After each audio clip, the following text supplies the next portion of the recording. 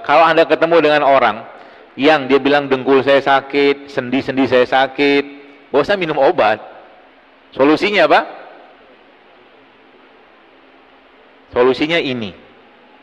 Solusinya diagram ini. Turuni berat badan. Kalau berat badan sudah turun, maka yang pertama, stres oksidasi pada sel akan menurun. Yang pertama, kalau stres oksidasi pada sel menurun, apa yang terjadi? Selnya akan kembali riang ceria karena nggak banyak beban. Yang pertama. Yang kedua apa? Body fat dia pasti akan turun. Yang ketiga apa? Dia akan melaksanakan lebih dominan lagi proses secara terprogram apoptosis tadi itu loh.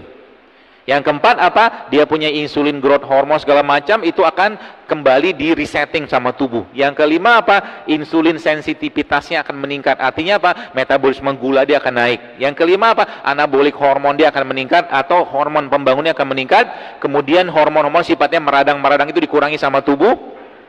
Yang keenam, ya 7, 8 seterusnya banyak sekali, itu salah satunya adalah proses autofagi. Makanya ya, Bapak Ibu sekalian, kan di sini Anda kerjanya kan di pesawat-pesawat tuh.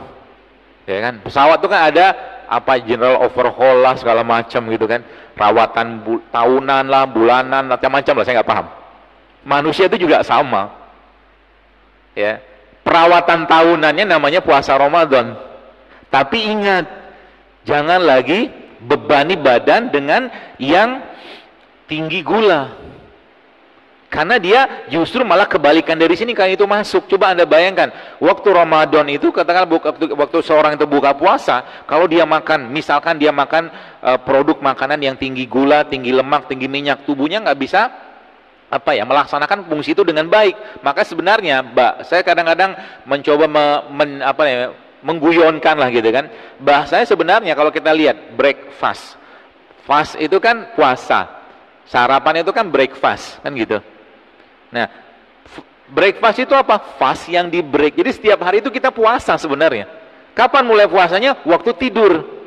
Supaya dia lebih lama ini dapat, ya, hormonnya diperbaiki, autofagi ditingkatkan, apoptosis ditingkatkan, maka lamain puasanya. Artinya apa? Nabi kita alaihi salatu wassalam mengajarkan secara umum Nabi itu ba'da isya tidur. Ya, di luar ada yang shift mungkin. Ya, secara umum Rasulullah tuh habis isya tidur. Kalau habis isya sekarang katakanlah jam 8, maka kalau jam 8 dia tidur sampai malam harus bangun. Tuh sayang kalau nggak bangun, karena ada growth hormone yang muncul di malam hari. Ya, nanti dia pagi sampai jam 8 lagi kan. Kalau jam 8 ke jam 8 sudah 12 jam. 12 jam kalau itu kita dapatkan atau kita kerjakan, tubuh sudah mulai bakar lemak. Tapi jangan kacauin lagi. Maka pagi-pagi itu Bapak sekalian, kalau kita lihat bahasa Nabi kita alaihi salatu wasallam, Nabi mengatakan bahwa berbuka itu menggunakan apa?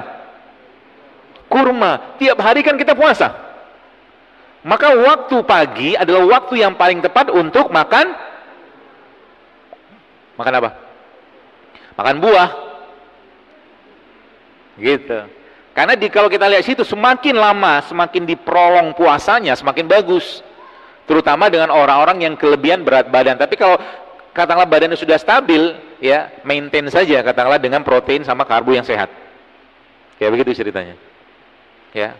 Jadi semakin lama katakanlah, jadi kita mau bakar lemak tadi tuh lama ini puasanya. Kalau tubuh tidak punya cadangan glikogen, tidak punya cadangan gula, maka tubuh akan menggunakan cadangan dari lemak. Ceritanya begitu. Ya, kalau lemak sudah dipakai sebagai cadangan, maka seluruh sistem kita pelan-pelan akan diperbaiki sama dia. Gitu. Apa yang terjadi tadi, yang tadi diagram tadi itulah seperti itu. Jadi makanya dalam Islam ada servis tahunan, namanya puasa Ramadan. Ya, kemudian ada servis 6 hari setahun, namanya puasa Syawal. Lanjut lagi ada namanya servis rutin 2 kali sepekan, namanya puasa Senin Kamis. Lanjut lagi ada puasa 13, 14, 15. Lalu lihat 13, 14, 15, lalu ada hadis Nabi mengatakan berbekam pada tanggal 17 atau 19 atau 21 adalah cara Allah, katakanlah adalah penyembuhan penyakit, kata Nabi. Ada urutannya semua itu. Ya gitu loh. Tapi yang wajibnya tadi 30 hari tadi. Tapi kalau yang sunnah-sunnah itu dikerjakan, bonusnya banyaknya luar biasa. Sangat banyak Ibu sekalian. Ya. Tapi untuk mengerjakan itu berat nggak? Berat. Karena berat Allah siapkan satu pintu khusus namanya Ar-Rayyan. Semakin berat suatu ibadah dikerjakan, semakin besar rewardnya. Bangun malam itu berat. Haji itu berat. Umroh berat, jihad berat. Tapi di situ ada pintu-pintu khusus yang Allah siapkan di surga nanti dengan amal-amalan berat kayak begitu. Ya. Makanya namanya puasa salah satu syariat yang sebenarnya sejak zaman nabi-nabi itu sudah ada. Ya, kalau kita katakanlah belum dapat hidayah untuk berpuasa, caranya gimana?